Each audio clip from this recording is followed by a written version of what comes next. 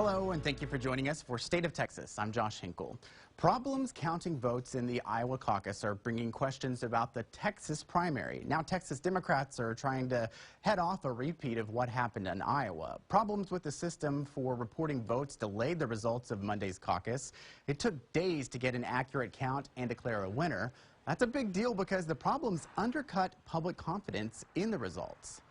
Texas does not have caucuses, but the system for dividing up delegates is complicated, at least for the Democrats. Texas has 228 Democratic delegates at stake on March 3rd.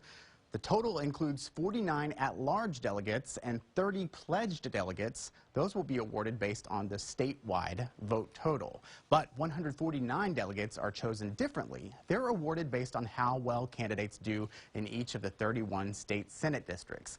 A candidate has to win at least 15% of the vote statewide or in a district to earn delegates. It's not Iowa, but it is complicated. Combine that with changes to how the state reports election results, and you get people worried about delays in determining the winners. Texas Democrats pressed the Secretary of State's office for assurance that they would be able to get results in on election night. A spokesperson for the Secretary of State said that will happen. Joining us for Insight is Ed Espinoza, the Executive Director for Progress Texas. So help us understand what happened this week between Texas Democrats and the Secretary of State. Here in Texas. Yes. So basically everybody is worried right now of a redo of Iowa. Nobody wants to have that happen on their home turf. So I think what the Secretary of State did was try to manage expectations to say, hey, this is a big state, this is a complicated process, something might go awry, of which of course the Democrats said, you got time to work it out, you better get it right. So I think that they probably will get it worked out, but everybody's on pins and needles right now. Yeah, is there something that the Texas Democrats can learn from what happened in Iowa? Yeah, don't implement new technology without testing it. Right. I think that's probably the biggest thing here because we have tried and true methods that we've used for years in these processes.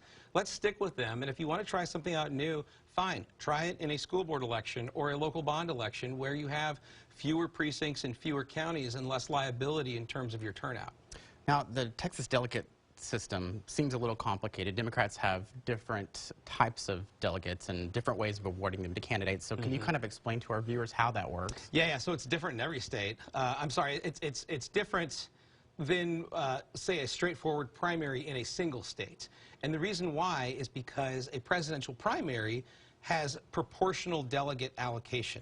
So that's a complicated way of saying they try to make sure every congressional district has the same voting strength at the national conventions. And it's different than just a straight division statewide.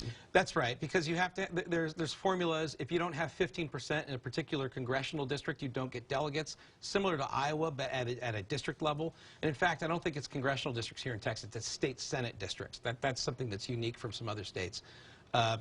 Like I said, it is a seemingly long and winding road, but it's all in the name of trying to be as fair and representative as possible to the Democratic primary voters. Some of our viewers might remember the old Texas two-step system that Democrats used to have, where some of the delegates were chosen by vote and some were by caucus. Why did the party decide to go away from that? Well, I think Iowa's results are a good example of why the party decided to stop doing it. And I'll tell you a story, because in 2008, Hillary Clinton won the primary in Texas, but Obama won the caucus. So who won Texas? I guess the answer is they both won Texas. But back in 2011, I got a call from the then executive director of the Democratic Party here in Texas. I was a staffer at the DNC. I was the Western States Director. He called me up and he says, we have a decision to make.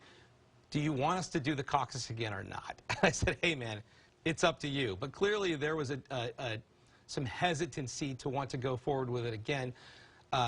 However the process played out, what they ended up doing was not doing the caucus anymore. It's made things a bit easier, especially in a process that's already somewhat convoluted. But now we just have a primary in Texas. Most people get it, and it's a lot better than it used to be. Just real quickly, last thing I wanted to ask, a lot of our viewers have been kind of commenting on Facebook and such that maybe Iowa shouldn't be the first in the nation. Maybe a state like Texas should be the first in the nation. Is that ever a possibility, you think? I think it's a possibility that Iowa is not going to be first again. I think what happened on Monday is really showed that their time may be up. Now, again, going back to my days at the DNC, we had a lot of conversations about this, and one of the things we fought to do was move Nevada up into the process, as well as South Carolina, to try and add some diversity to the early calendar. The problem is that we're in the middle of Iowa and New Hampshire right now, this very week, and we're not hearing a thing about Nevada and South Carolina. It's still not enough. We have to change out who the early states are, and the states have to be small enough so that candidates who have big ideas but small bank accounts can still compete, which unfortunately means that Texas is probably not the right state to go first, but maybe a state like Colorado or Virginia or, again, Nevada or South Carolina. You know, something that we were talking about off air a minute ago, I think, is to have all 4 of the early states go at once so that one state doesn't dominate the process. But we've got to reconsider Iowa and New Hampshire. Well, let's just get through our primary in a couple of weeks smoothly. Ed, thank you very much. Thanks.